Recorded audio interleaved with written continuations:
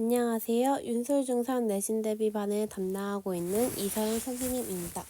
윤솔중3은 이번 주에 신규로 들어온 학생들이 많은 걸로 아는데 처음 수업을 대면으로 못 봐서 좀 아쉽네요. 그래도 우리 요 영상 수업 잘 듣고 와야지 둘째 주 수업부터도 쭉 수월하게 진행할 수 있으니까 요 영상 잘 시청해 오고 와야 해요. 그러면 우리 수업하기 전에 일단 우리 그래서 수업을 어떻게 진행하는지, 교재는 뭔지, 숙제는 뭔지, 클리닉은 어떻게 진행하는지 좀 간단하게 안내하고 시작하도록 하겠습니다. 우리 수업은 첫 수업이니까 일단 이번 주는 당연히 테스트 없고 그냥 쭉 진도만 나갈 거예요. 다음 주부터는 이제 그 전주에 배운 내용을 일단 20분 정도 짧게 할 수도 있어요. 복습을 하고 30분 동안 간단하게 테스트를 진행할 것입니다. 내용은 당연히 전 수업 때 배운 내용만 나오게 될 거고 25문항을 기준으로 문제를 제작하고 있습니다. 근데 전 수업 때 배운 내용이 보통은 들어가는데 우리 내신을 할 때는 우리 첫 주에 배운 걸 까먹으면 안 되기도 해서 그 전전주 그 아예 첫째 주부터 전주까지 내용이 포함될 수도 있어요. 그거는 그때그때 만약에 범위가 바뀌게 되면은 그 주마다 알려줄게요. 그럼 우리 테스트 보고 나서는 10분 쉬는 시간 갖고 그 다음에 90분 동안 수업을 진행하게 될 거예요. 그리고 테스트 했을 때 만약에 좀 오답이 많으면은 이때 바로 오답을 해설하고 수업을 진행할 수도 있어요. 좀 테스트를 다들 잘 봤다 하면은 개인적으로 질문해서 이제 해결을 할 거고 교재는 뭘 사용하냐면 우리 박헌진 통합과학 영어소 교재에서 사용할 거고 아마 다음 주에 학원 오면 배부를 하게 될 거예요. 이거 말고도 유형 문제집, 프린트물이 추가적으로 더 나가게 될 거예요. 교재비는 따로 선생님이 학부모님께 따로 연락을 드리게 될 거고 우리 그럼 숙제는 어떻게 되냐? 우리 요 교재에 있는 거 개념 나가고 나면은 개념 뒤에 개념 확인 문제들이 있어요. 일단 간단하게 그거 푸는 거. 그리고 우리 유형 문제집에는 단원마다 한 40문항씩 있거든요. 그거 풀어오는 게 숙제가 될 거예요. 양이 좀 많거나 적으면은 그거에 따라 추가 자료가 있거나 아니면 요거는 풀어오지 말아라 하면서 양 조절을 해줄 거예요. 또 숙제가 뭐가 있냐면 우리 테스트 봤으니까 테스트 틀린 거 있을 거죠. 그거 오답하고 또 지난 숙제에 틀린 거 있는데 안 고쳤다 하는 거 오답까지 꼭 해와야 돼요. 그리고 우리 교재는 개념 확인 문제는 문제 바로 밑에 답지가 있어요. 그거 스스로 채점하고 틀린 문제도 다시 풀어오는 게 숙제예요. 틀린 거 해가지고 와야 돼요. 혼자 채점할 때 틀린 거 하고 틀린 거 고쳐서 이렇게 세모 표시 해가지고 근데 이거 추가자료 프린트물은 쌤이 답지를 안 줄 거예요. 이거는 잘 풀어와가지고 쌤이 그 다음 수업 때 채점을 해주게 될 거고 그래서 숙제 풀 때 어떻게 하면 좋냐면 개념 복습하고 교재에 있는 개념 확인 문제 풀고 채점하고 오답까지 다 끝내고 여기서 이제 채점하니까 뭐가 모르는지 뭐를 힘들어하는지 알겠죠? 오답까지 다 끝내고 복습하고 그 다음에 프린트물 물 풀어오기. 요거는 그럼 다음 주에 쌤이 채점을 해주게 될 거예요. 그래서 이때 쌤이 직접 채점하니까 이걸 찍어서 온 건지 풀어온 건지 좀 보이거든요. 꼭 직접 풀어와야 돼요. 이게 우리 주1의 정규 수업에 대한 내용이고 우리 주1의 수업, 주1의 클리닉이죠. 클리닉은 근데 꼭 주1회가 아닐 수도 있어요. 잘 해오면은 꼭 필요가 없으면은 안 하는 친구도 있고 아니면은 주2회 오는, 주3회 오는 친구들도 있고 우리 필참인 대상들은 누구냐면 우리 테스트를 진행한다 했죠. 테스트 점수가 60점 이하면은 무조건 와야 되고 우리 숙제를 했는데 숙제 성취도가 60% 이하다라고 하면 필참을 꼭 해야 돼요. 이것뿐만 아니라 무슨 질문이 있어서 아니면 더 문제 풀고 싶어하는 희망 학생들도 무조건 당연히 와도 되죠. 우리 시간대는 언제 있냐면 일요일 오전 10시에서 12시 아니면 일요일 오후 4시에서 6시가 될 거예요. 쌤이 이때 말고는 지금 수업이 꽉 차 있어서 이때 말고는 불가능해요. 근데 지금 토요일 반인데 그럼 일요일에 하루 더 와야 돼서 좀 번거로울 수도 있어요. 그래서 쌤이 수업이 30분씩 텀 있거든요. 그래서 만약에 클리닉 토요일에 하고 싶어요 하면은 윤슬중이 우리 7시부터 9시 반이죠. 9시 반에 수업 끝나고 우리 10시까지 학원 진행하니까 30분 동안 클리닉을 필참이면 이때 클리닉을 잠깐 진행하고 가도 돼요. 이때 진행하고 그러면 뭘 다 해야지 갈 수 있냐면 우리 일단 숙제를 안 해왔으면 숙제 100% 수행해야 되고 테스트 60점 이하면은 테스트 그리고 숙제 오답을 질문해가지고 다 해결을 해야 돼요. 만약에 이걸 30분 안에 다 끝냈으면은 일요일에 굳이 안 와도 돼요. 그러니까 우리 숙제를 많이 안 해오면 어떻게 돼요? 0% 해오면은 100% 하려면 시간 많이 걸리죠. 한두 시간 걸릴 거예요. 그러면 일요일에도 학원 꼭 와야 되니까 숙제는 그래도 얘들아 60% 요거는 마지노선인 거고 그래도 우리 80% 정도는 꼭 풀어봅시다. 왜냐면 숙제를 풀어와야지 우리 테스트도 잘 보고 그래야지 60점 이하 안 나오니까 당연히 클리닉도 안 할 수 있겠죠? 그러니까 잘 풀어오고 그리고 만약에 이렇게 클리닉 해서 와가지고 요거 다 끝냈어요. 그러면 자습하다 가도 돼요. 아니면 요거는 이제 필수인 건 다 했으니까 이 이후에 이제 진 챙겨서 집 가도 되고. 요런 클리닉 시간은 어떻게 할 거냐면 우리 단톡방에다가 쌤이 매주 클리닉 투표를 올릴 거예요. 투표 올려가지고 이렇게 2개 올려주면은 우리 필참인 친구들 있죠. 필참인데 6대 30분에 다 끝냈어요. 그러면 투표 안 해도 돼요. 근데 필참인데 아직 해결 안 됐어요 하면은 무조건 2개 중에 하나 체크해가지고 와야 돼요. 근데 이거 체크했는데 이제 못 오게 됐어요. 그러면은 쌤한테 그 이유랑 못 오게 되는 이유랑 그리고 아닌 또 더 가능한 시간 오후 반으로 바꿀게요 라는 시간 따로 보내주시면은 조정 가능합니다.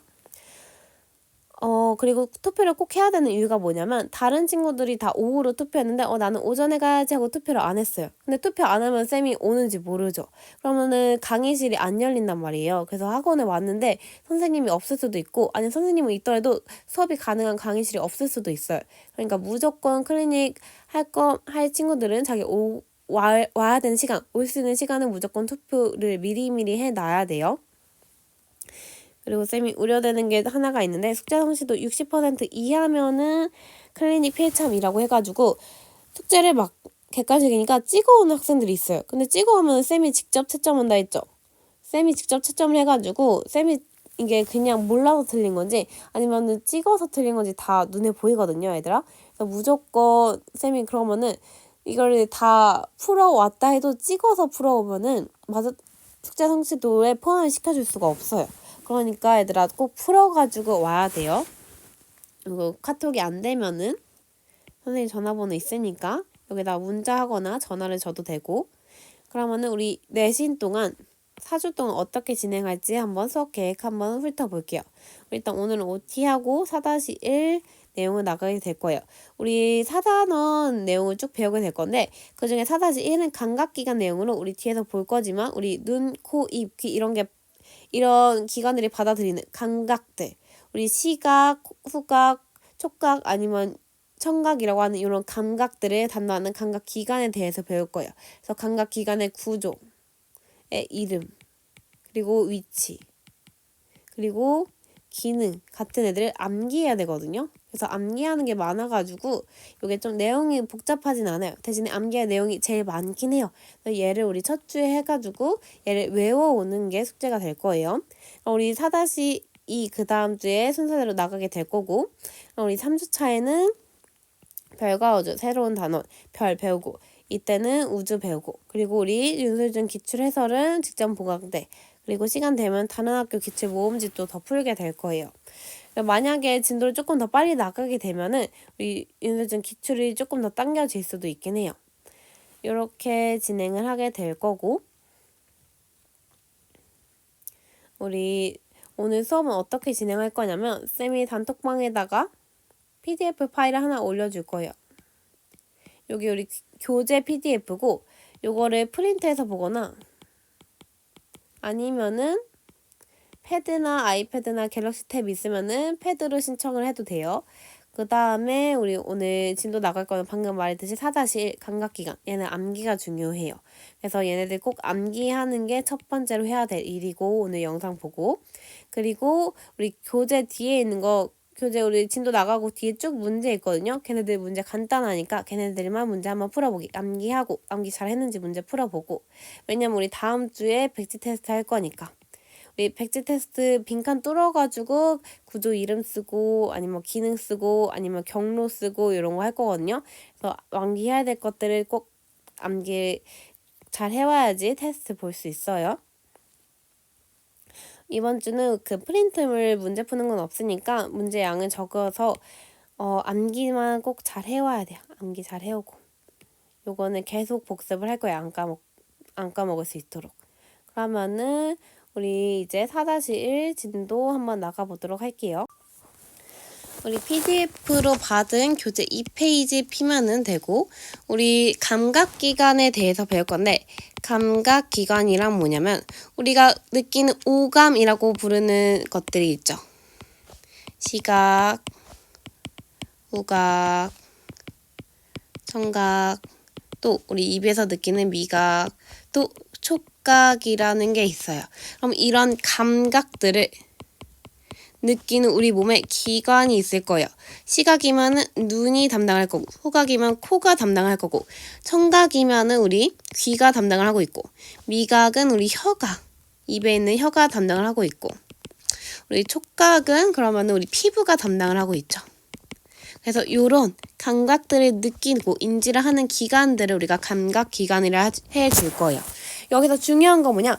우리 5가지 다 똑같은 구조로 배울 거예요. 첫 번째, 감각기관이 어떻게 구성되어 있는지, 감각기관의 구조.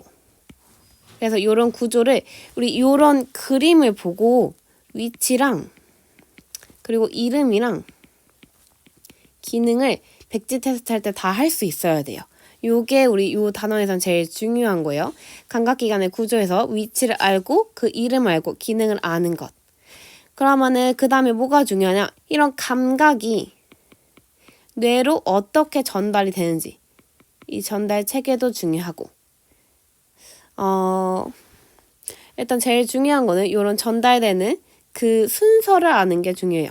어디를 먼저 지나가고 어디로 가는지, 그리고 기능을 아는 거, 암기하는 게 제일 중요하게 될 거예요. 그러면은 우리 일단 시각부터 보게 될 건데, 우리 시각이 내용이 제일 많아요. 제일 많은 거는 시각이 제일 많고, 그리고 그 다음에 후각. 그 다음에 청각과 미각은? 아니다. 쌤이 잘못 말해요. 우리 청각이 그 다음에 많고, 후각이랑 미각은 내용이 진짜 적어요. 촉각도 내용이 되게 적어요. 그래서 시각이랑 청각만 좀 주의해서 보고, 시각이 지금 이 그림 보듯이 좀 외워야 될 게 많을 것 같죠? 시각이 내용이 거의 반이에요. 요것만 조금 집중해서 암기를 한번 해봅시다. 그럼 우리 아까 말했듯이 우리 위치랑 거기서 무슨 구조들이 있는지, 무슨 기능을 하는지를 알아야 돼요. 그러면 우리 맨 앞부터 한번 볼게요. 우리 시각이라고 하는 거는, 눈이라고 하는 거는 시각을 받아들이는 감각기관이 될 거고, 뭐를 자극으로 받아들이냐? 빛을 자극으로 받아들이는 감각기관이죠. 그럼 빛의 경로를 한번 통해서 우리가 그 순서대로 한 번씩 볼게요. 빛이 먼저 들어오면은 어디에 닿냐? 우리 눈을 보호해주고 있는 막에 먼저 닿을 거예요. 그건 뭐냐? 우리 각막이라고 하는, 우리 눈을 제일 앞에서 보호해주고 있는 투명한 막이죠. 그럼 이 막이 들어가면 어디로 들어가냐? 구멍을 통해서 갈 거예요. 구멍이 없으면 빛이 우리 눈에 들어오지 못하겠죠. 이렇게 뚫려있는 구멍이 있어요. 이게 뭐냐면 우리 사람 눈에 봤을 때 우리 한국인들은 거의 까매가지고 잘 보이지 않을 거예요. 근데 외국인 눈에 보면, 이렇게 파란 외국인 눈에 보면은 가운데 막 이렇게 검적게 동그랗게 있어요. 이게 뭐냐? 바로 구멍이에요. 빛이 통과할 수 있는 구멍. 이걸 무슨 구멍이라고 부를 거냐? 동공이라고 불러줄 거예요. 그럼 각막을 통과한 빛은 동공을 통해가지고 우리 눈 안으로 들어오겠죠. 우리 눈 안으로 들어올 때 빛이 이렇게 퍼져서 들어오면 안 될 거예요. 얘네들을 이렇게 지나갈 때 모아주는 역할을 해야겠죠. 그런 렌즈 역할을 하는 건 뭐예요? 이렇게 볼록한 렌즈죠. 이런 볼록 렌즈 역할을 하는 게 우리 동공 뒤에 있고, 얘는 이름이 뭐냐면 수정체예요. 얘는 투명한 유리 같은 애라서 우리 수정 같은 반짝반짝하는 수정 그런 광물 있죠. 걔라고 생각을 해서 이름을 외워주면 편할 거예요. 수정체. 그래서 볼록 렌즈 같이 역할해서 상을 한 곳으로 모아준다. 그럼 얘가 이제 쭉 지나가자. 이 공간이 뭐냐? 얘는 우리 빈 공간이에요.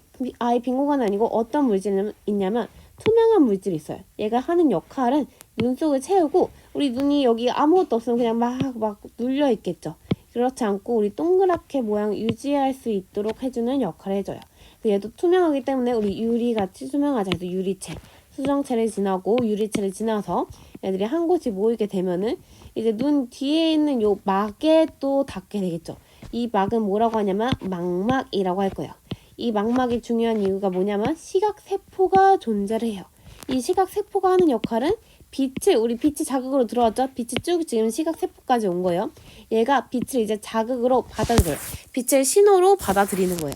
그럼 얘가 이제 시각세포가 결국에는 빛이 여러 가지 구조를 건너가지고 시각세포에 닿았어요. 얘가 이제 자극을 인지하고 뇌로 가야겠죠. 그럼 그 길은 또 뭐라고 하냐면 시각신경이라고 할 거예요. 이거는 어떤 감각기관이든 다 똑같아요. 자극을 받고 그 시각이면 시각세포, 시각신경을 통해서 뇌로 간다.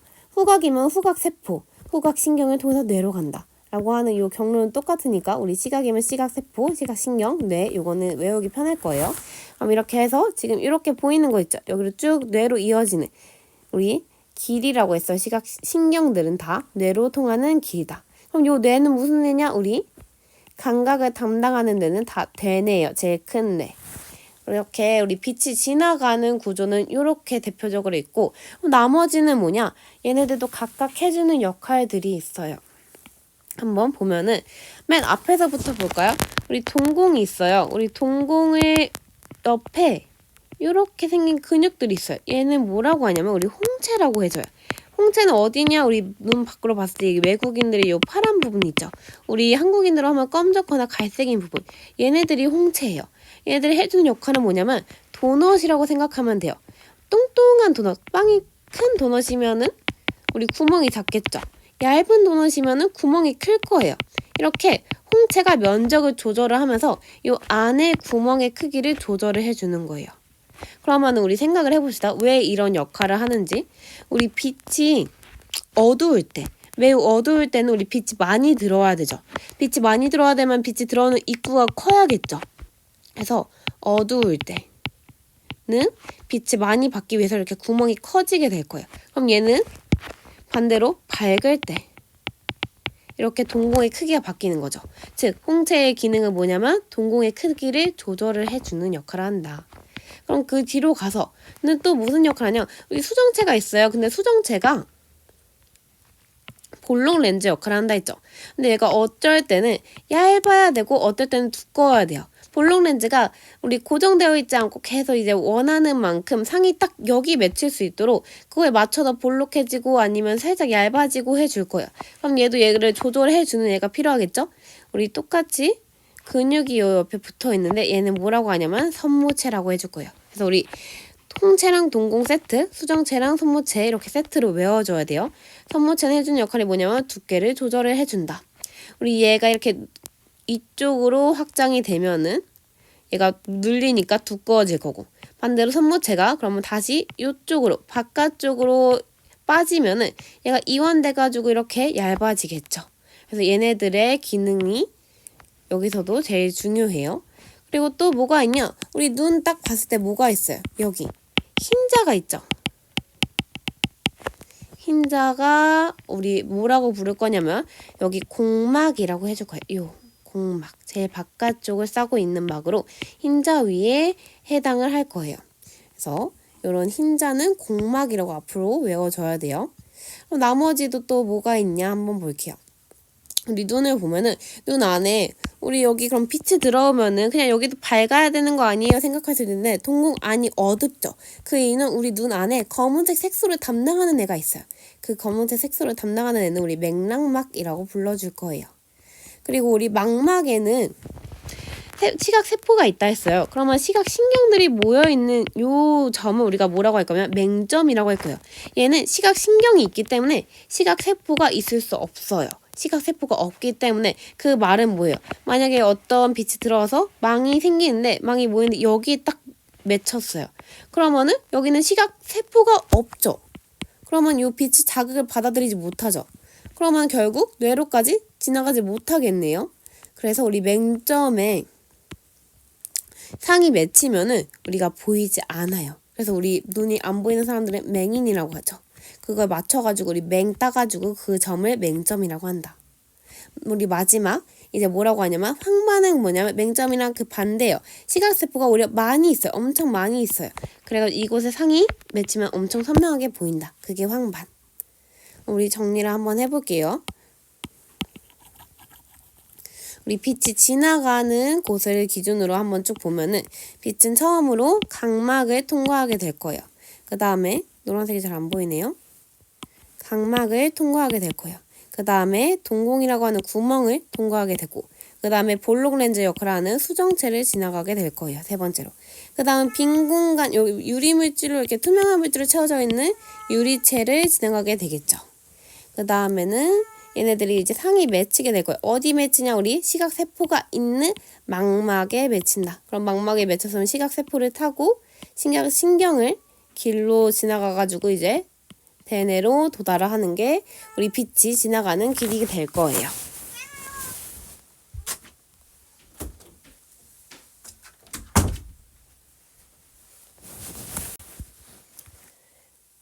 그러면은 이렇게 빛이 지나가지 않고 또 나머지 옆에 있는 애들이 뭐냐?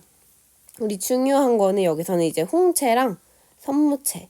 나머지도 우리 알고는 있어야 돼. 맹점도 가끔 꽤 나와요. 맹점은 시각세포가 없어서 우리가 상이 맺히면은 보이지 않는 곳이 맹점이다. 황반이나 맥락막, 공막 이런 애들은 이제 나머지 우리 황반은 제일 많은 곳, 제일 잘 보이는 곳, 맥락막은 검은색 색소, 공막은 흰자 위에 해당한다. 그리고 우리 중요한 거 뭐라고 했어요? 홍채랑 선무채가 중요하다 했죠.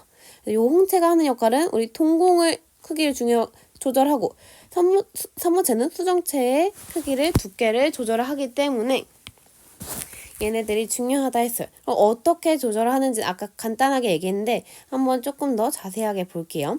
우리 3페이지 보면은 요 눈의 조절 작용이라고 있어요. 요걸 한번 볼게요. 밝기에 따른 동공의 크기 변화래요. 우리 밝기에 따라서 동공이 어떻게 변해야 되는지를 생각을 해주면 돼요. 밝을 때면 우리 빛이 많이 들어와야 돼요? 적게 들어와야 돼요? 빛이 이미 너무 많으니까 우리 눈에는 적게 들어와야 돼요. 그럼 빛이 들어오는 구멍인 동공은 작아져야겠죠. 그럼 동공, 우리 구멍이 작으려면 우리 요 도넛의 빵 면적은 어떻게 돼요? 빵 면적인 홍채가 면적이 확장이 되죠. 이런 식으로 생각을 하면 너무 당연한 순서가 될 거예요. 우리 요거는 필요에 따라서 우리가 화살표로 나타낸 거고 우리 눈은 어떻게 조절하냐? 홍채를 확장을 해가지고 동공을 작게, 구멍을 작게 축소시켜줘서 우리 눈에 들어오는 빛의 양이 감소하도록 해줄 거예요. 이런 식으로 홍채가 확장을 하겠죠.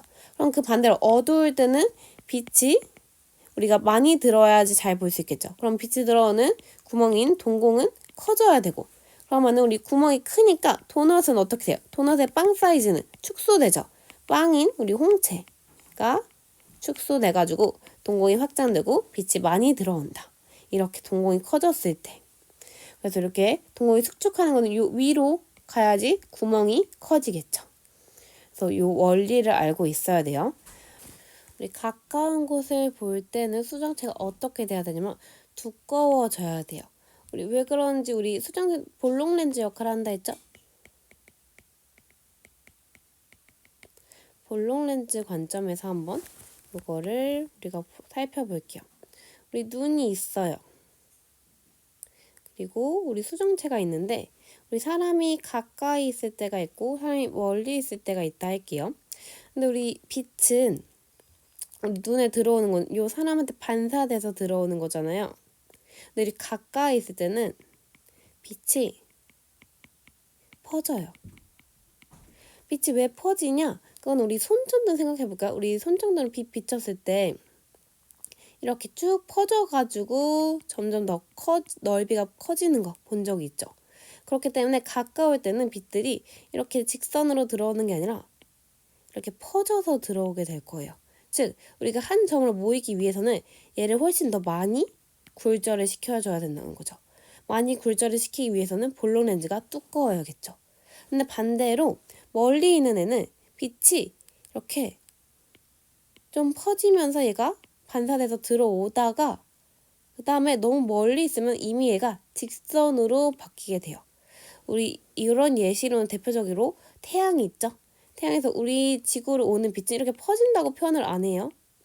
이렇게 직선으로 이렇게 빛이 온다라고 표현을 해요.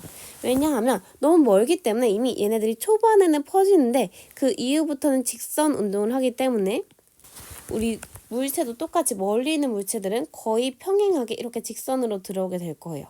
그러면은 얘도 한번 살펴볼까요? 이렇게 직선으로 빛이 들어왔어요. 그러면 요 빨간색 가까이 있는 물체보다 훨씬 더 여기가 좁죠, 차이가. 그러면 굴절이 훨씬 더 덜 돼도 한 점에 모일 수 있을 거예요. 즉 굴절이 덜 돼도 되니까 수정체가 우리 여기 그림 그려보면 이렇게 얇게 얇은 상태여도 괜찮다라는 것을 우리가 알 수 있겠죠. 그러면은 이 원리까지는 우리 문제 시험 문제는 안 나요. 시험에는 안 나오지만 우리가 이해를 위해서 이걸 얘기한 거예요. 그래서 우리가 결국에는 알아둬야 되는 거는 가까이 볼 때는 수정체가 두꺼워져야 되고 먼 곳을 볼 때는 수정체가 이제 얇아져야 된다. 그러면 얘네들을 우리가 조절해주는 게 뭐라 했어요? 선모체라고 했죠. 선모체가 그러면은 우리 생각해볼게요. 물풍선이 있고 우리 손으로 눌러본다고 생각할게요.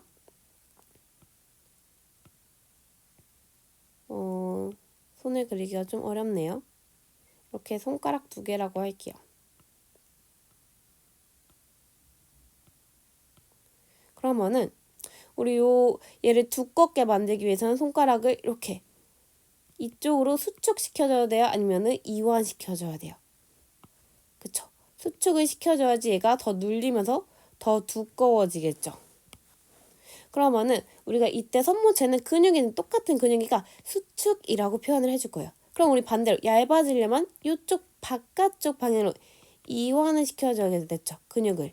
그래서 수정체는 이때, 선모체는 이때 이완을 하면서 수정체가 그에 따라서 얇아지는 현상이 생기게 될 거예요. 한 번 더 정리를 해보면은 우리 눈이 가까운 물체를 보기 시작했어요. 가까운 물체를 봤으면은 우리 선모체, 수정체가 두꺼워져야 돼요. 수정체가 두꺼워지기 위해서는 눌리는 거죠. 그럼 이때 우리 선모체는 수축이라는 표현을 해줄 거예요. 이 표현도 헷갈리면 안 돼요. 그에 따라서 수정체가 두꺼워진다.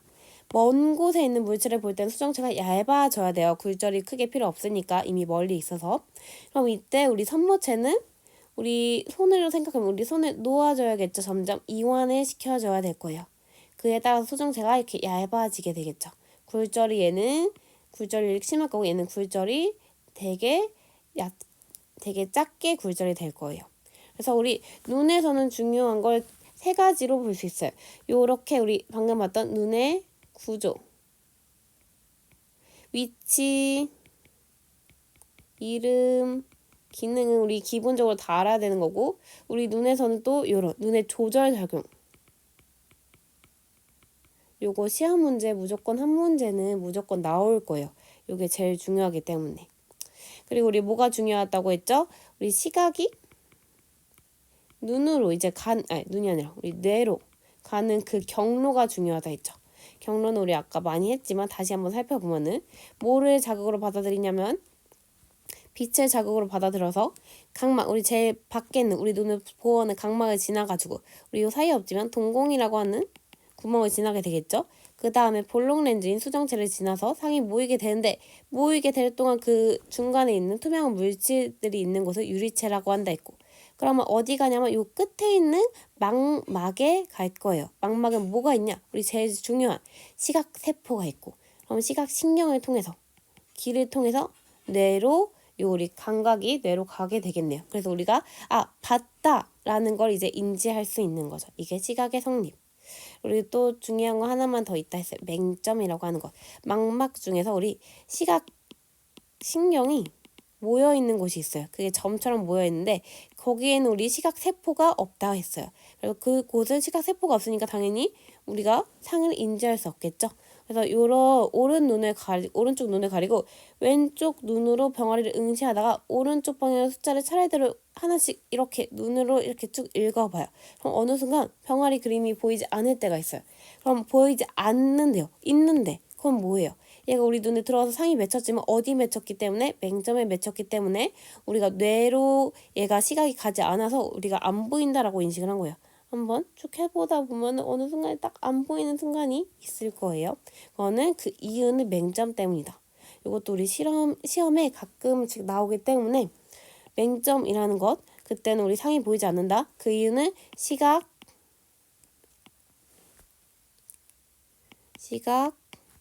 세포가 존재하지 않는다라는 이유도 중요하고, 그럼 시각 세포가 없는 이유는 또 뭐예요? 시각 신경이 모여 있기 때문인 거죠.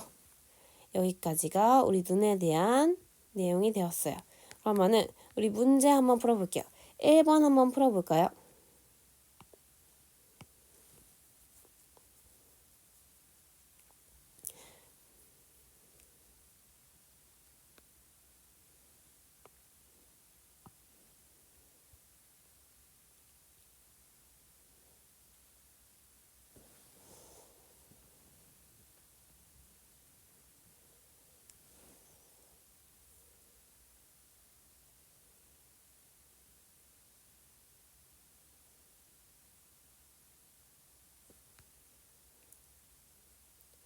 1번은 다 풀었을 거예요. 그럼 우리 한번 같이 봐볼게요. 얘는 가까운 물체를 보다 먼 곳에 보았을 시 뒤의 변화를 물어봤어요. 우리 일단 이런 식으로 그림이 이렇게 나와요. 위치를 알고 이름 알고 기능을 알아야 돼요. 그럼 얘네들 위치마다 한번 쭉 볼게요. 지금 A는 뭐예요?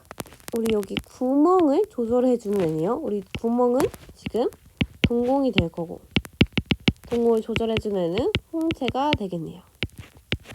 그럼 그 뒤에 있는 요 볼록 렌즈 역할하는 애는 수정체가 될 거고, 볼록 렌즈 역할하는 수정체를 조절해준 애는 선모체다. 얘네 둘끼리 서로 세트라고 했죠. 그럼 가까운 곳보다 먼 곳을 봤대요. 우리 얘는 뭐 때문에 변한 거예요? 빛의 양에 영향을 받는 거죠.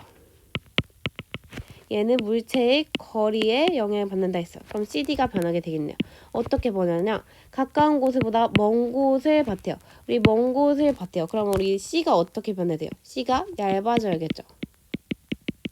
먼 곳을 보니까 골절이 많이 필요 없어요. 두껍다가 얇아지게 될 거예요. 얇아지려면 우리 그거는 D가 조절해준다고 했죠? 선모체가 그러면은 이때는 누르는 게 아니라 이렇게 퍼져야겠죠? 이완이 된다라고 표현을 한다 했어요. 그 D는 A의 이름 쓰고 기능을 서술하라고 하네요. 우리 A는 방금 했죠? 홍채라고 했고, 그 기능은 우리 동공의 크기를 조절해서 눈에 들어오는 빛의 양을 조절한다가 우리 홍채의 기능이 되겠네요. 2번도 한번 풀어볼게요.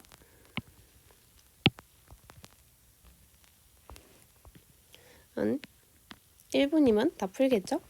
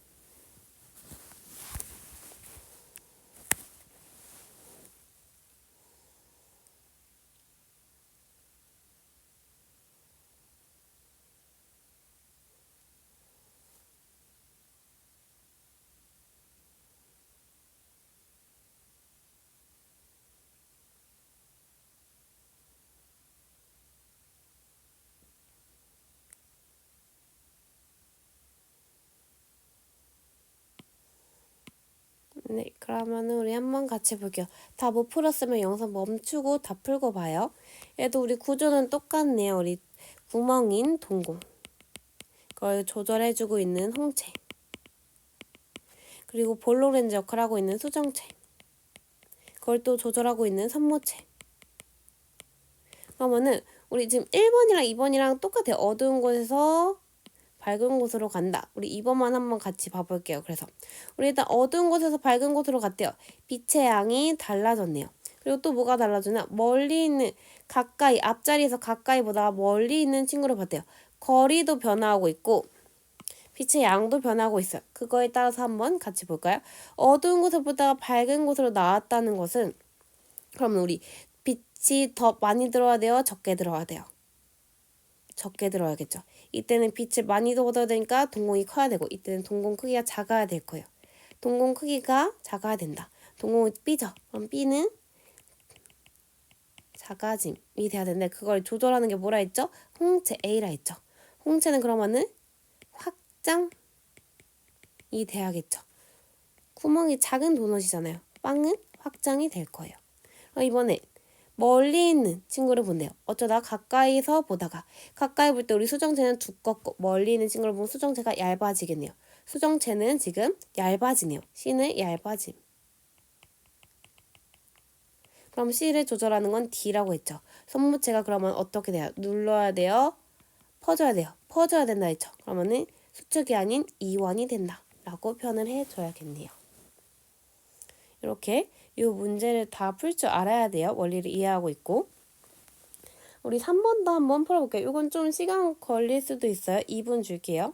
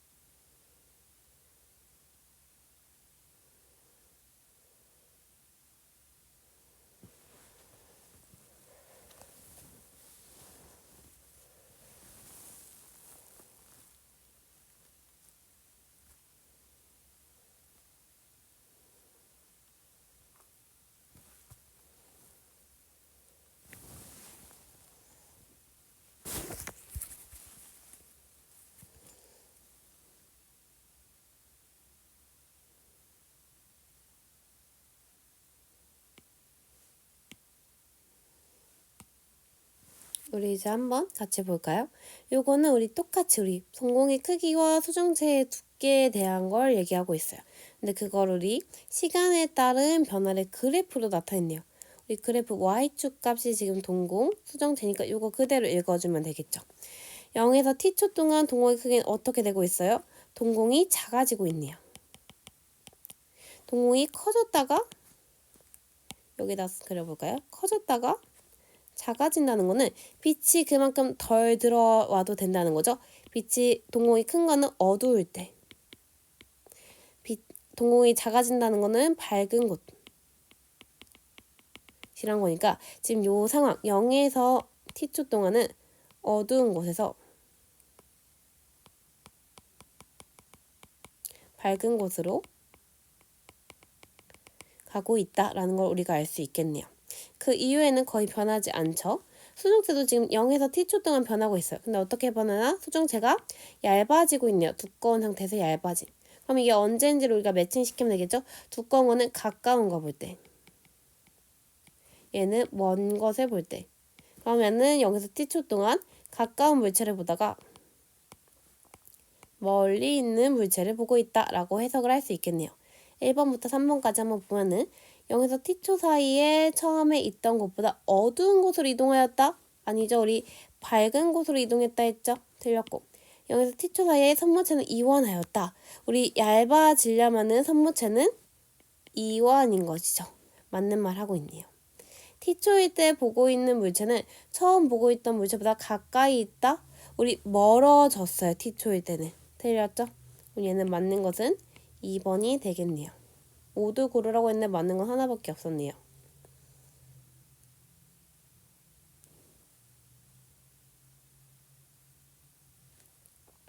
그러면은 우리 이번에는 근시랑 원시를 교정하는 거에 대해서 배울 거예요.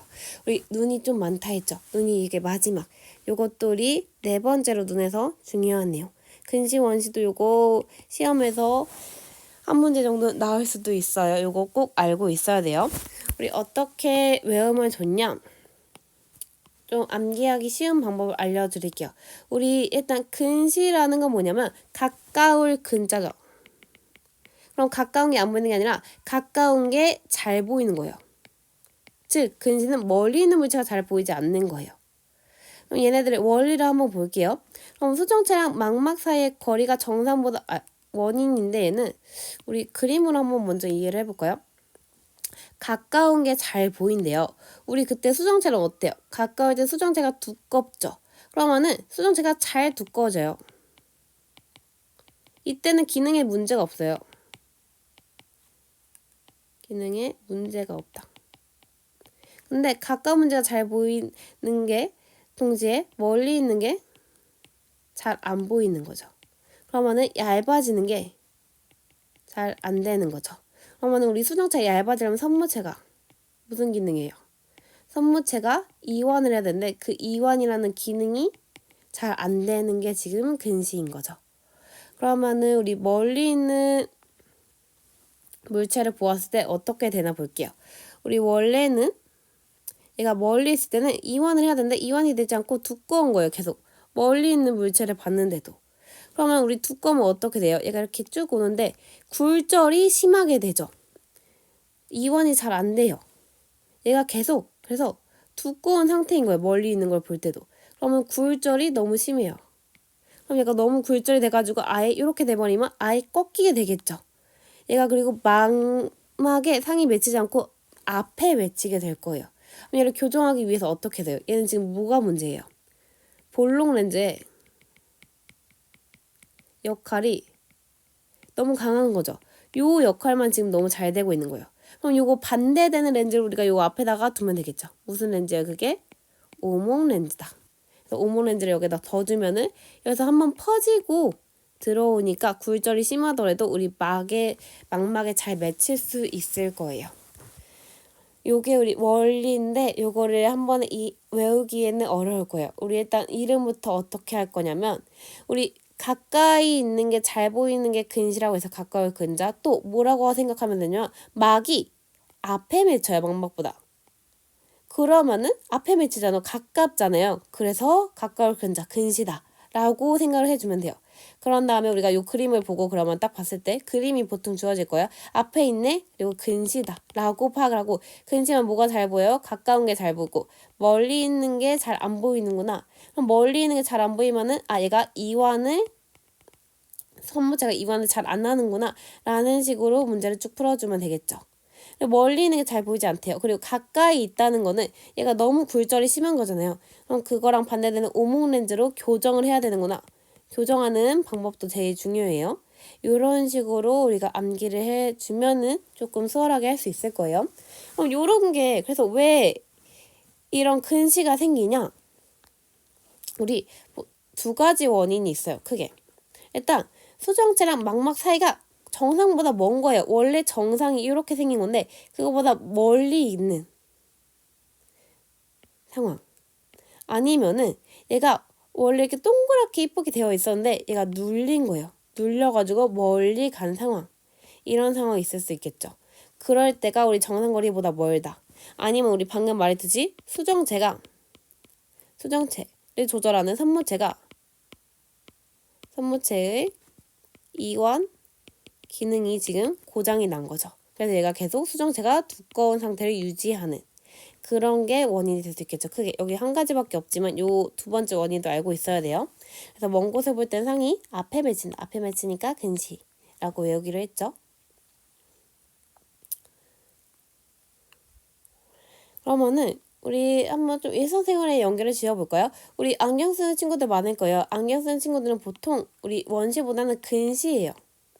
왜 근시냐? 우리 선무체 이완 기능이 잘 일어나지 않는다 했죠. 그럼 우리 거꾸로 생각하면은 선무체의 수축 기능이 너무 강한 거예요. 즉 얘가 너무 우리가 가까운 물체를 계속 봐서 우리 그럼 계속 선물체가 수축하고 있죠. 그래서 수축하려고 하는 근육이니까 당연히 계속 수축하면 그 수축하려는 근육이 발달할 거예요.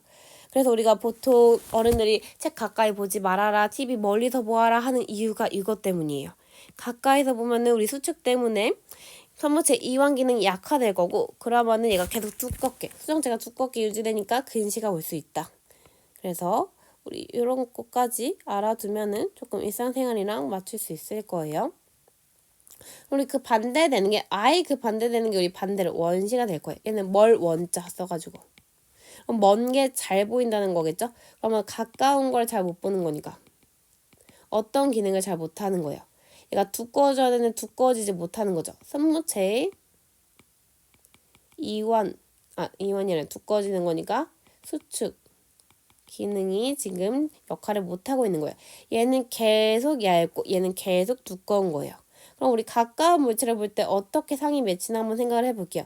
눈이 있고 가까운 물체가 있는데 얘는 이렇게 퍼져서 이렇게 되게 크게 들어올 거예요. 근데 얘는 굴절을 시켜야 되는데 굴절을 시키지 못했어요. 그러면은 얘가 원래는 이렇게 굴절이 되는데 굴절률이 더 낮은 거죠. 어디까지 가냐? 더 멀리 가서 한 상으로 맺히게 될 거예요. 그래서 우리 이것도 똑같아요. 상이 어디 맺혔어요? 멀리 맺혔죠. 그래서 멀 원자? 원시구나 라고 문제를 풀어주면 바로 맞출 수 있을 거예요.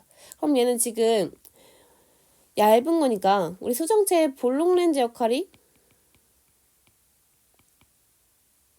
약한 거죠. 그러면은 반대로 볼록 렌즈 역할을 강하게 해주기 위해서 앞에다가 볼록 렌즈를 두면은 얘가 한번 여기서 모아지고 그 다음에 모아지고 하니까 원래 맺혀야 할 망막에 상이 잘 맺힐 수 있을 거예요.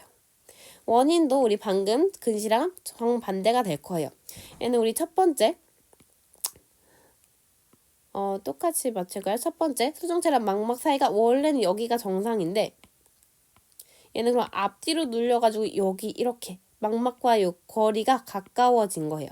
아니 두 번째 선모체의 수축 기능이 약화됐기 때문에 얘가 계속 얇게 유지해서 굴절률이 낮기 때문에 멀리 맺힌다 라고도 할 수 있겠죠. 그래서 우리 여기서 이제 알아야 될 거는 문제에서 보통 그림만 주어질 거예요. 그림만 보고 얘가 근시인지 원시인지를 파악해야 되고 얘가 뭐가 잘 보이고 뭐가 잘 안 보이는지 그 원인도 두 가지 알고 있어야 되고 교정 방법 제일 중요한 거 교정 방법까지 알고 있어야 돼요. 우리 이것도 백지 테스트 나와요. 이것도 잘 암기를 해둘게요. 그러면은 우리 이거 1, 2, 3번 한번 쭉 문제를 풀어볼게요. 이거 다 푸는 거는 한 5분 동안 한번 문제 풀어볼게요.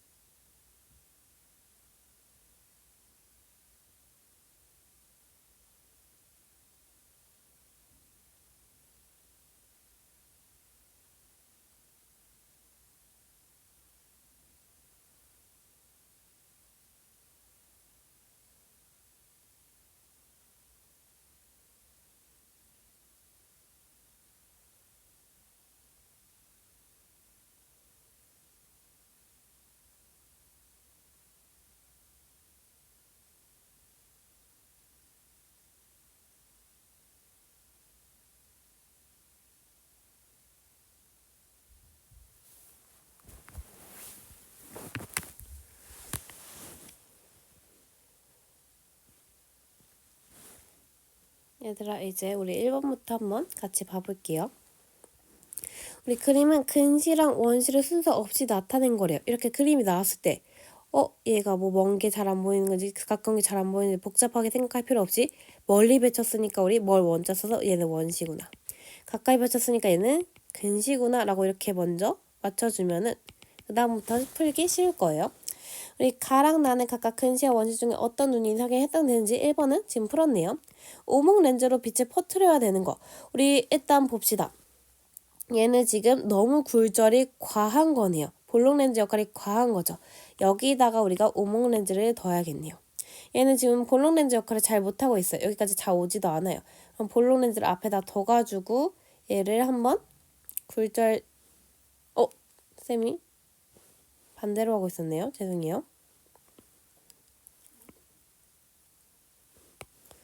선생님이 그림을 거꾸로 봤네요.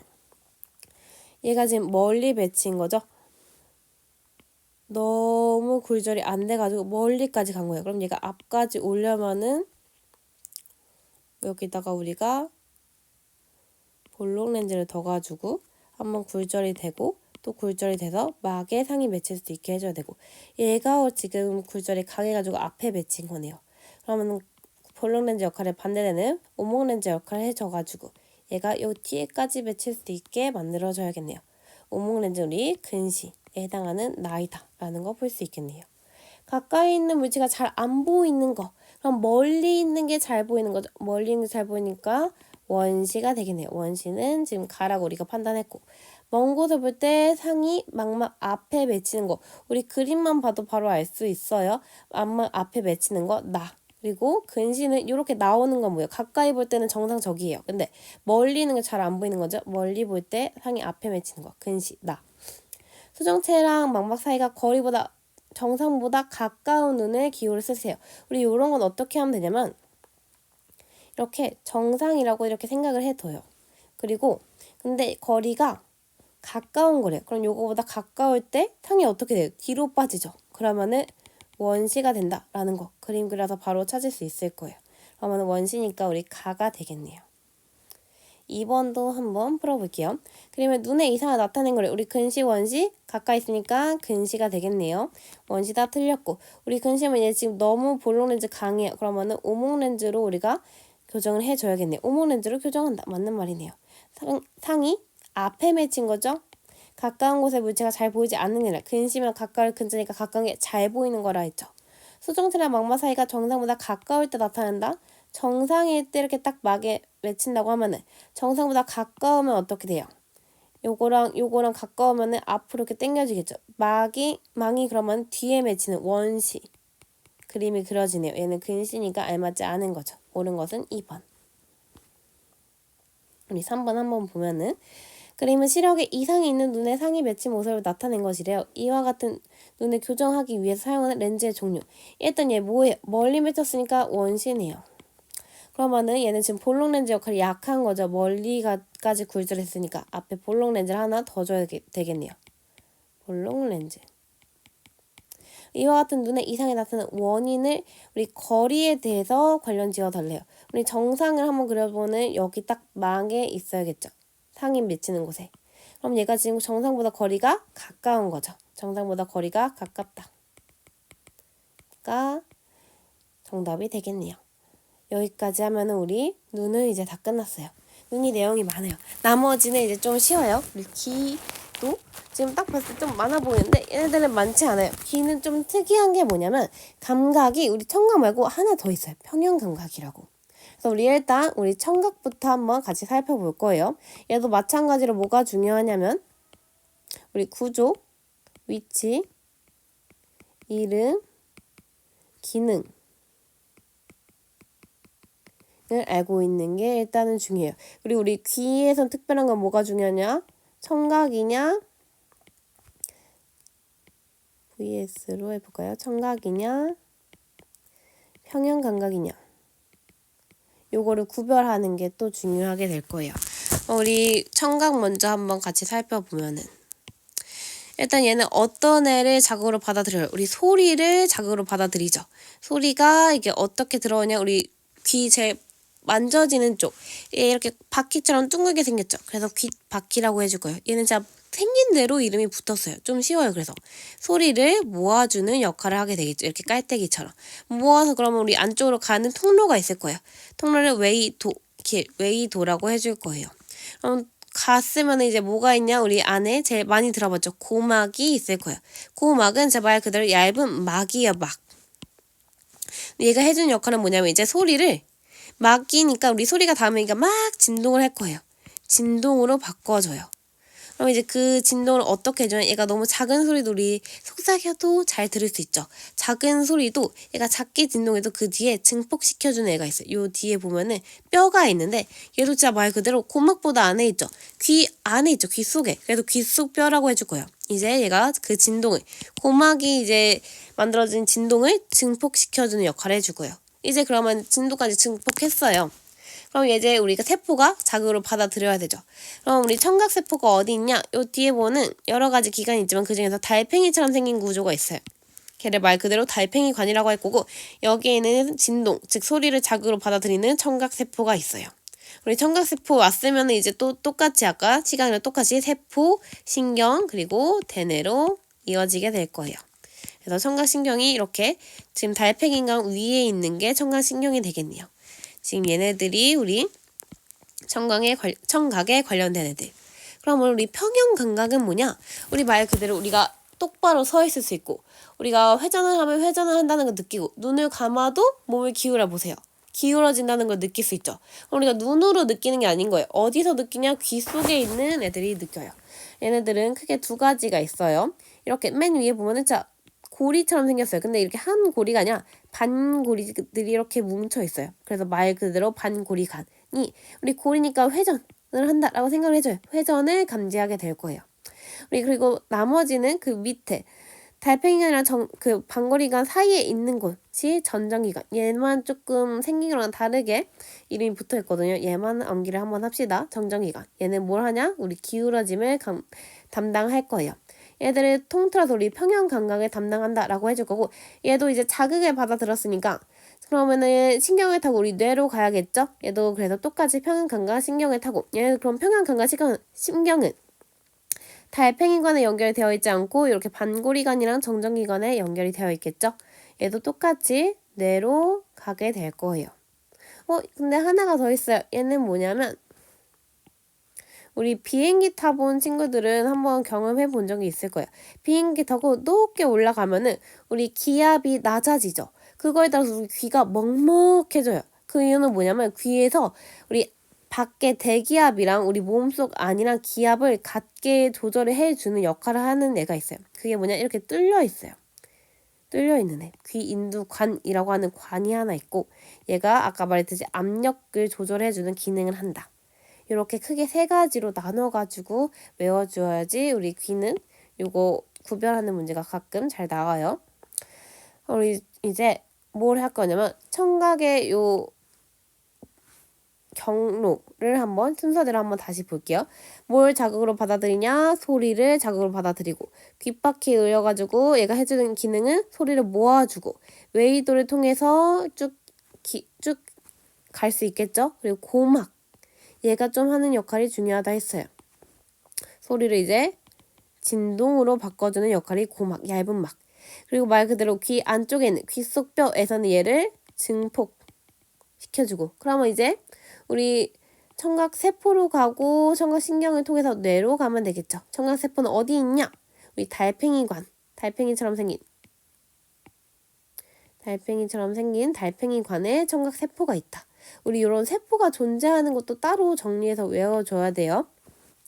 우리 요거 말고도 평형감각이 있다 했죠? 평형감각 아까 말했듯이 반고리관, 정정기관. 반고리관은 이렇게 고리처럼 생겼고 고리니까 우리 회전을 담당한다. 정정기관은 우리 기울어짐을 느낀다. 얘네들도 똑같이 이거 한 번만 정리해볼게요. 평형감각 신경을 타고 뇌로 간다라는 것까지 정리를 해줄게요. 우리 이런 식으로 또 문제가 나올 거예요. A, B, C, D, E, F, G라고 위치마다 알아야 되고 이거 한 푸는데 1분 30초 줄게요.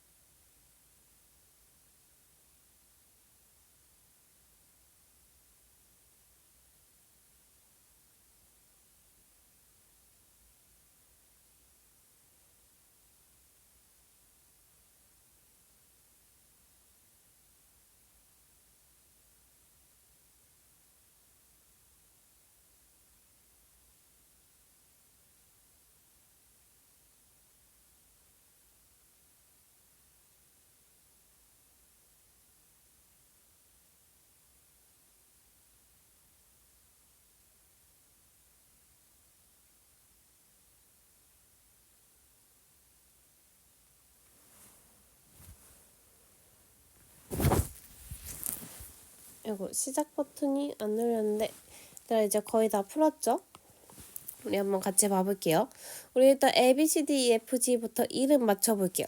우리 귀 바퀴를 지나서 웨이도를 지나서 처음 있는 요 막, 얇은 막 뭐라고 해요? 고막이라고 하죠. 그리고 그 안에 있는 뼈, 말 그대로 귀 속 뼈라고 할 거고. 그러면은 얘는 반구리관처럼 생겼죠? 그래서 말 그대로 반구리관이에요. 그리고 요 사이에 있는 애 요것만 따로 외워달라 해서요. 전정기관. 얘는 우리 달팽이처럼 생겼네요. 달팽이관. 얘는 신경일 텐데 우리 달팽이관을 타고 가는 신경이죠? 그럼 무슨 감각일까요? 평형이에요? 청각이에요? 청각이겠죠. 청각, 신경. 얘는 우리 하나 뚫려있는 관이 있다 했어요. 무슨 관이라고 했죠? 귀 인두관이라고 불러요. 얘는 압력을 담당하는 애. 우리 평형 감각은 얘네 두 개. 얘는 압력. 나머지는 청각을 담당한다. 문제 한번 풀어볼게요. 청각 성립 경로에 포함되지 않는 부위를 다 써달래요. 그럼 얘네가 되겠죠? C, D, G. G의 이름을 쓰고 그 기능을 서술하죠. G의 이름은 귀 인두관이고 기능은 우리 목 안과 밖의 압력을 같게 조절을 해준다. 여기가 귀예요. 귀는 간단하죠. 눈만 되게 많았어요. 코랑 혀는 더 간단해요. 우리 코랑 혀 한번 같이 볼게요. 코랑 혀는 둘 다 좀 비슷해요. 그래도 우리 코부터 한번 보면은 뭘 자극으로 받아들이냐? 얘는 화학 물질을 자극으로 받아들여요. 우리 혀도 화학 물질을 자극으로 받아들여요. 근데 우리 코는 기체 상태를 화학 물질로 받아들이고 혀는 액체 상태다. 요 상태 요거 비교하는 문제 많이 나오거든요. 요거 헷갈리면 안 돼요. 우리 당연히 코면은 산소기체, 이산화탄소기체 같은 기체고 혀면은 우리 액체 상태를 우리가 맛으로 받아들이게 되겠죠. 그럼 요런 애들은 어디로 가냐? 세포로 가게 될 거예요. 바로. 그럼 이런 후각 세포들이 어디 모여 있냐 한번 볼게요. 코 안에는 이렇게 되어 있는 후각 상피가 있어요. 우리 상피가 뭐예요? 하고 좀 낯선 친구들도 있을 거예요. 우리 피부층은 피부라고 썼네요. 피부는 크게 세 가지 층으로 되어 있어요. 우리 겉에 만져지는 표피. 얘는 우리 그냥 겉 피부라고 생각을 하면 되고 그 안에 이제 상피 두 번째 층. 여기가 중요한 게 세포들이 모여 있어요. 얘도 똑같이 후각 세포가 상피에 존재하죠. 그 밑에는 뭐냐? 우리 지방층. 그래서 상피가 제일 중요해요. 우리 피부층에서는. 그래서 이렇게 후각에 이제 표피가 있을 거고 그 안에 있는 이런 상피에 여기가 표피가 되겠네요. 상피에 이런 식으로 무슨 세포, 후각 세포들이 모여 있는 세포층이 있을 거예요. 후각 세포는 뭐를 받아들여요? 기체 상태 화학 물질을 자극으로 받아들이고 얘네들 자극으로 받아들인 거는 길 타고 뇌로 가야겠죠? 길은 뭐라 했어요? 신경이라고 했죠. 후각이니까 후각신경이 되겠네요. 이름은 너무 쉽죠? 한번 경로를 정리를 해보면 기체 상태 화학 물질이 후각 상피에 있는 후각 세포를 타고 후각신경 뇌로 간다. 우리 이런 코랑 혀는 구조랑 기능 그리고 경로가 되게 간단해요. 그래서 구조 기능 이름 외우는 건 좀 쉬울 거고 조금 더 특이한 거는 얘네마다 각각의 특징이 좀 특이해요. 얘네들은 특징을 외워줘야 돼요. 코의 특징이 뭐냐면 매우 민감한 애예요. 그래서 쉽게 피로해져요. 그래서 우리가 같은 냄새를 계속 맡고 있다 보면 익숙해져서 냄새가 안 나게 되거든요. 그런 경험 다 해봤을 거예요. 그 이유는 코의 특징 때문에. 코는 쉽게 잘 피로하기 때문에 같은 냄새를 계속 맡으면은 피로해져서 이제 나중에 잘 느끼지 못해요. 하지만 새로운 자극이 오면은 그때는 또 냄새를 맡을 수 있다라는 거. 요거 헷갈리면 안 돼요. 우리 일상생활 속의 경험을 잘 생각해보면 좋아요. 우리 혀의 구조도 간단하다 했어요. 혀는 일단 어떻게 되어 있냐면 우리 칫솔 양치를 해보다 보면 알 거예요. 혀는 오돌도돌한 돌기들이 있어요. 이런 작은 돌기들이 뭐냐면 유두라고 하는 하나의 돌기들이 이렇게 쭉쭉쭉 있을 거예요. 그럼 유두 안에는 또 얘네들이 여러 가지 세포들이 모여있는 봉오리가 있어요. 진짜 말 그대로 이렇게 봉오리처럼 생겼어요. 근데 얘는 특이한 게 우리가 미각 세포라고 안 하고 맛세포라고 해줄 거예요. 이름 헷갈리면 안 되고 그래서 맛세포가 있는 봉오리라 해서 맛봉오리라고 해줄 거예요. 맛봉오리 안에 이런 식으로 맛세포들이 모여 있어요. 얘네들은 아까 말했죠. 액체 상태의 화학 물질을 자극으로 받아들인다고 세포 갔으니까 이제 신경 타고 가야겠죠. 신경 타고 뇌로 간다. 다 똑같고. 한번 다시 정리해보면은 액체 상태 화학 물질이 맛 봉오리의 맛세포를 타고 미각신경을 타고, 여기서는 또 맛신경이 아니에요. 맛신경은 아니에요. 미각신경이에요. 뇌로 간다. 우리 그리고 특징이 중요하다 했죠? 미각은 어떤 특징이 있냐면 혀로 느끼는 기본적인 단맛, 짠맛, 신맛, 쓴맛, 감칠맛이 있어요. 5가지 맛. 우리는 혀로는 요 5가지 맛밖에 느끼지 못해요. 요것도 암기를 무조건 해줘야 돼요. 그래서 미각 요런 애들 단맛, 짠맛, 신맛, 쓴맛, 감칠맛. 우리 막 마라탕, 신라면 이런 거 먹죠? 매운맛 좋아하죠? 매운맛은 사실 맛이 아니에요. 매운 거는 통증이에요, 통증. 그래서 요거 매운맛은 통증이다. 얘는 우리 맛이 아니다. 그러면은 우리 먹을 때, 음식 먹을 때 단맛, 짠맛, 신맛, 쓴맛, 감칠맛만 느끼나요? 우리 딱 먹었을 때 얘는 사과맛, 얘는 포도맛, 요런 좀 구체적인 맛을 느끼죠. 그렇게 느낄 수 있는 거는 요런 미각이랑 후각이 종합해가지고 우리가 음식 맛을 느낄 수 있어요. 그래서 우리가 코를 막으면은 코를 막았어요. 후각을 막았어요. 그럼 뭐만 느낄 수 있냐면 요 5가지 맛만 느낄 수 있을 거예요. 요거를 실험을 통해서 한번 볼까요? 이런 식으로 우리 페이지는 7페이지예요. 코를 막고 포도맛 젤리랑 사과맛 젤리를 먹었어요. 그러면은 둘 다 단맛이랑 과일의 신맛만 나겠죠. 단맛이랑 신맛만 나고 요 둘을 구별을 하지 못할 거예요. 아예 맛이 안 나는 건 아니에요. 우리 미각이 있기 때문에 5가지 대표적인 맛은 느껴져요. 하지만 정확한 맛은 구별할 수 없다. 근데 이제 후각까지 있으면은 코를 막지 않고 후각과 미각을 종합적으로 느끼게 되면은 딱 먹으면서 과일 맛을 얘 먹으면 포도 맛이다, 사과 맛이다 라는 구체적인 맛을 느낄 수 있어요. 요게 우리 특징 외워주면 될 거고, 얘도 문제 한번 그럼 풀어볼게요. 얘도 이렇게 그림 보고 어느 기관인지 무슨 기능을 하는지를 알고 있어야 돼요. 2문제니까 얘도 1분 30초면 충분하겠죠?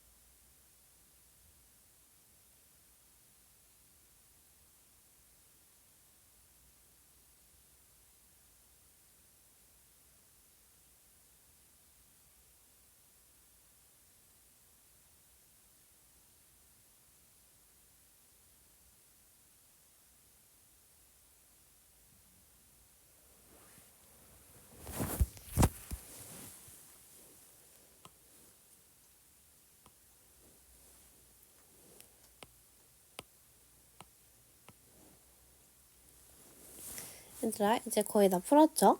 우리 일단 요거 먼저 한번 볼게요. 얘는 우리 코에 대한 구조죠. 여기는 어디예요? 후각 상피죠. 그리고 얘네들은 뭐예요? 후각 상피 안에 있는 후각 세포인 거죠. 이 세포를 타고 자극을 느끼고 쭉 어디로 가요? 요 길을 뭐라고 해요? 신경이라고 하죠. 후각이니까 후각 신경이라고 해야겠네요. 얘는 우리 혀에 있는 구조가 되겠죠. 혀에는 유도가 이렇게 돌기가 있고 여기에 하나하나 엄청 작게 많은 봉오리들이 있다 했어요. 얘네들은 그래서 무슨 봉오리? 맛 봉오리. 요 안에 있는 세포는 무슨 세포? 맛세포. 얘들이 액체 화학물질을 자극으로 받아들여서 어디로 가요? 우리 뇌로 가기 위해서는 길이 필요하죠? 길은 신경이 될 거고. 얘는 미각신경이다. 우리 한번 그럼 문제 풀어볼게요. 이에 대해 옳은 것을 모두 골라달래요.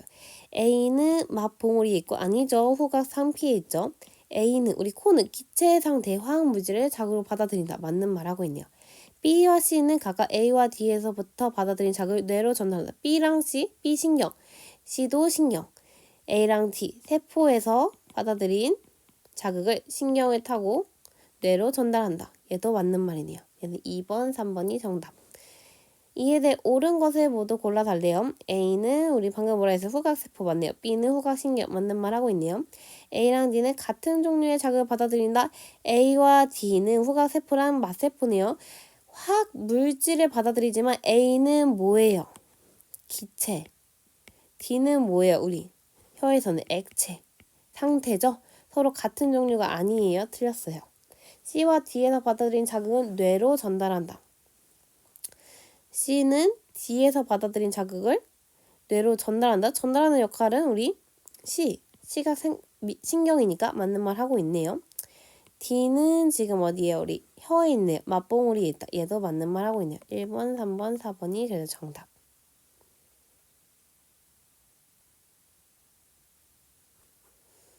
우리 요 특징까지 했고 요거는 우리 아까랑 똑같은 문제라서 넘어갈게요. 우리 이제 마지막 피부 감각을 볼 거예요. 근데 우리 피부 감각은 얘네들은 좀 특이한 게 우리 촉각이라는 것 말고도 우리 피부가 또 뭘 느껴요? 차가운 거, 뜨거운 거, 아픈 거 다 느끼죠. 그래서 걔네들을 통틀어서 우리가 감각점이라고 해줄 거예요. 얘네들이 서로 다른 종류를 느끼는 세포들이고 다르게 생겼지만 우리 피부에서 자극을 받아들이는 부위여서 얘네들 통틀어서 감각점이라고 해줄 거예요. 얘네들은 그래서 뭐가 중요하냐? 감각점. 점마다 어떤 감각을 받아들이는지 알아야 되고 얘네들의 개수를 비교할 줄 알아야 돼요. 우리 일단 뭐가 있냐? 우리 통증 느끼죠? 통증 느끼는 쉬워요. 앞 글자 따가지고 통점. 우리 누가 누르면 압력 느끼죠? 압력 느끼는 압점. 우리 그리고 누가 접촉하면 촉감을 느끼죠? 촉감을 느끼는 촉점. 차가운 거 느끼는 냉점, 따뜻한 거 느끼는 온점이 있을 거예요. 얘네들은 뭐가 더 많냐? 더 많을수록 우리가 예민하게 느낄 거예요. 더 강하게 느끼니까. 그럼 우리 어떤 여기서 자극을 제일 예민하고 제일 민감하게 반응해요? 아픈 거에 제일 반응이 크죠. 통증이 제일 많아요. 그 다음에는 우리 압박에도 제일 민감하게 느끼죠. 그리고 그런 다음에 우리 온도 변화에 좀 되게 둔감해요.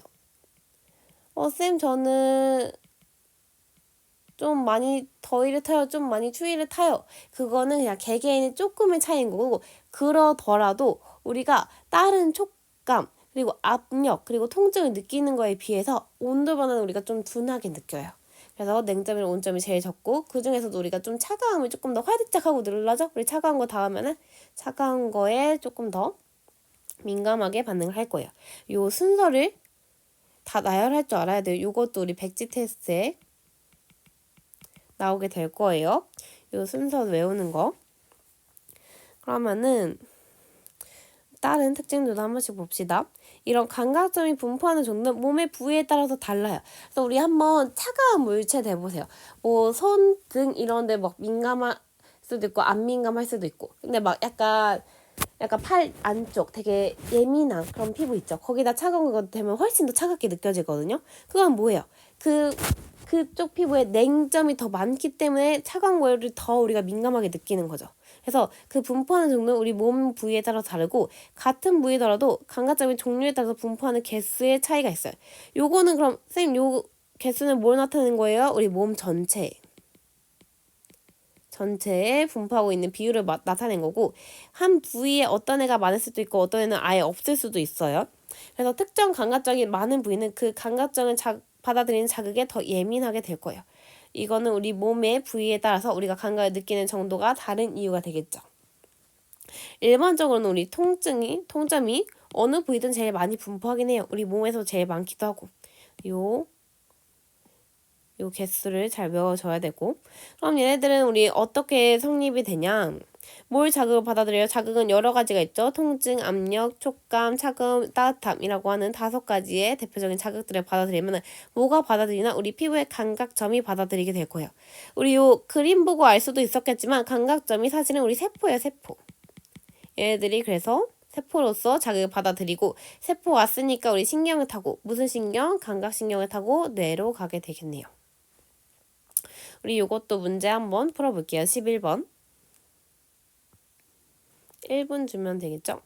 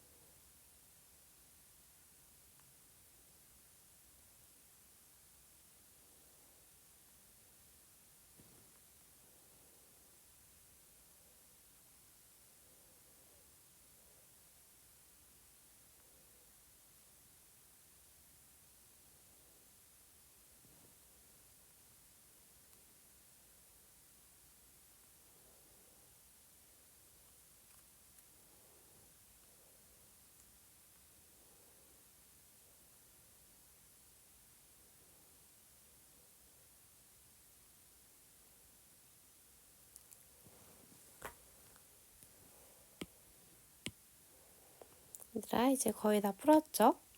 한번 같이 볼게요. 피부 감각에 대해서 옳지 않은 것을 모두 골라달래요.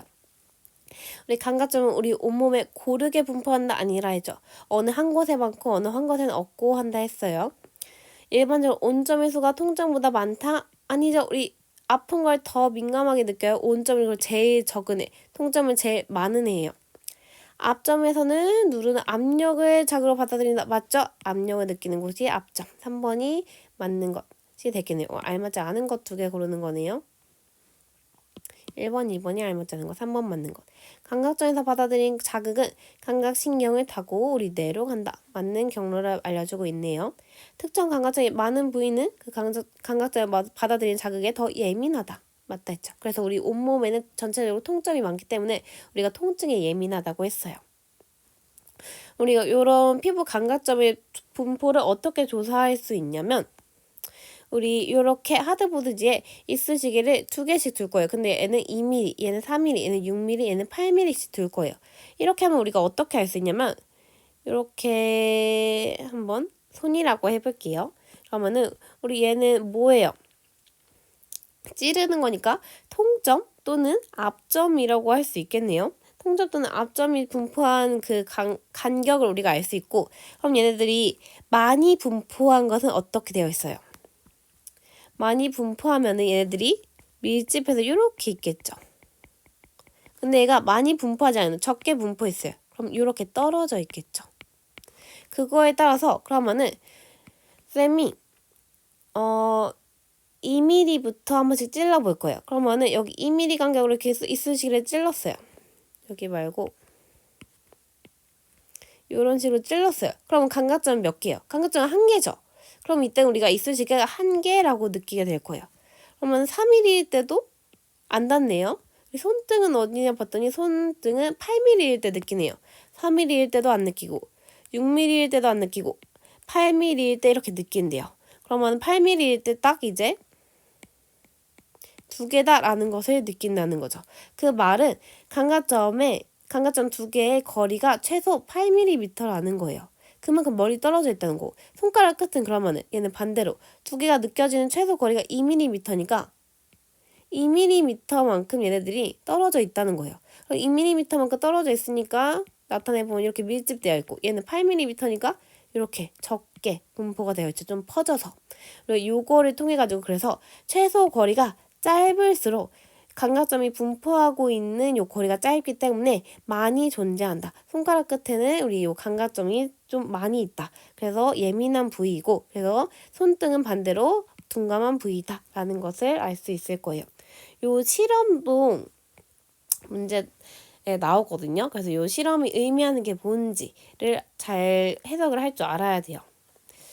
그래서 우리 요거 정리 한번 해보면은 몸의 부위에 따라 감각점이 분포하는 정도가 다르기 때문에 몸의 부위에 따라 감각을 느끼는 정도가 달라요. 특정 감각점이 많으면은 우리가 더 예민하게 받아들인다 했어요. 이쑤시개 2개가 느껴지는 최소 거리가 짧을수록 감각점이 많아야 적은 거예요. 그림 그려볼까? 짧대요. 얘네들이 거리가 짧아요. 그럼 밀집되어 있네요. 거리가 더 길어요. 그러면은 퍼져 있네요. 그럼 거리가 짧을수록 얘가 많은 거니까 더 예민하고, 그러면은 많이 있으니까 예민한 부위다 라고 할 수 있겠네요. 그래서 우리 한번 정리를 한번 해볼게요. 우리 시각은 눈에서 받아들이고, 어떤 애를 자극으로 받아들이냐? 빛을 자극으로 받아들여서 우리 제 밖에 있는 각막을 통해서 동공이라고 하는 구멍을 통해 가지고, 우리 그 다음에 모아주는 볼록 렌즈 역할을 하는 수정체, 그리고 유리체라고 하는 투명한 물질이 있는 곳, 그리고 망막에 닿는다고 했죠. 망막이 중요한 이유는 뭐예요? 여기에 시각세포가 있으니까. 그리고 시각신경을 타고 뇌로 가게 될 거예요. 이게 우리 눈은 여기서 중요한 거는 그림 보고 당연히 다 맞출 수 있어야 되고, 우리 동공을 조절하는 애는 홍채, 수정체를 조절하는 애는 선무체. 얘들이 언제 어떻게 서로 조절을 하는지, 그리고 그거에 따라서 우리 근시 원시까지 요거 조절하는 거 요거 다 암기를 하고 있어야 돼요. 그럼 우리 그 다음에 청각은 우리 귀에서 어떤 애를 자극을 받아들이죠? 소리가 일단 귓바퀴를 타고 모아질 거고, 웨이도를 타고 지나갈 거고, 고막을 지나게 되겠네요. 고막에서 중요한 이유는 소리를 진동으로 바꿔주고, 고막을 지나고 우리 뭐가 있어요? 귀 속에 뼈가 있다 했죠. 걔는 이제 진동을 증폭시켜준다. 그래가지고 이제 증폭했으니까 어디로 가야 돼요? 우리 세포로 가야겠죠. 세포는 달팽이관에 있다 했어요. 무슨 세포? 청각세포. 그러면은 청각신경. 다 똑같죠? 세포신경, 뇌로 가게 된다. 얘는 중요한 게 뭐라고 했죠? 우리 청각뿐만 아니라 평형감각도 있어 했어요. 평형감각은 우리 반고리관이 회전을 감지하고, 전정기관이 뭐를 담당해요? 기울어짐. 그리고 요거 말고 또 하나 더 있었죠. 귀인두관. 얘는 압력을 조절을 해준다 했어요. 이렇게 크게 세 가지 역할을 하는 게 우리 귀에 많이 모여있어요. 그래서 우리 귀가 생각보다 우리 몸에서 제일 중요한 기관 중에 하나예요. 그러면 우리 또 뭐 배웠어요? 우리 후각이랑 미각을 한번 같이 배웠었죠. 후각은 우리 어디겠어요? 코겠죠. 미각은 우리 혀가 받아들이게 될 거고, 우리 코는 뭘 자극으로 받아들여요? 기체 상태의 화학물질, 혀는 액체 상태의 화학물질을 받아들이게 될 거고, 코는 세포가 어디 보였냐? 후각 상피에. 표피 그 안에 있는 상피 안에 후각 세포들이 있고, 그러면 후각 신경을 타고 뇌로 간다. 액체도 똑같이 세포로 갈 건데 무슨 세포? 맛세포라 했어요. 그러면은 맛신경이냐? 아니죠. 미각신경을 타고 뇌로 가게 될 거예요. 얘들은 맛세포는 맛 봉오리로 모여서 있다 했어요. 봉오리 형태로. 봉오리는 어디 하나하나 있냐? 유두라고 하는 돌기에 있다 했죠. 혀에. 얘네들의 특징은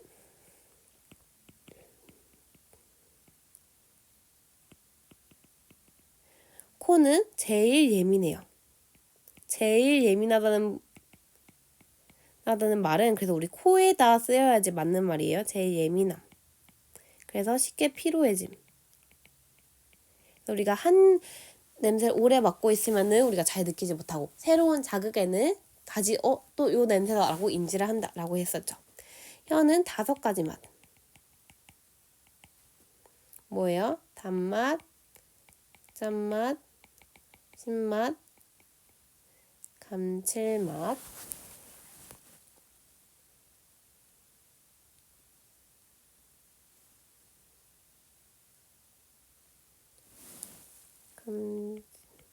펜이 잠깐 안 써졌네요. 감칠맛. 그리고 마지막으로 하는 게 뭐지? 단맛, 짠맛, 신맛, 쓴맛을 하네요. 쓴맛. 이렇게 5가지 맛을 느낀다. 이 맛이 아닌 거는 다른 통증이나 이런 압력을 느끼는 거야. 다른 피부 감각이 될 거예요. 또 이거 말고 또 뭐 있었어요? 우리가 음식을 느끼기 위해서는 미각과 후각의 조화가 필요하다. 그리고 마지막으로 배운 거 우리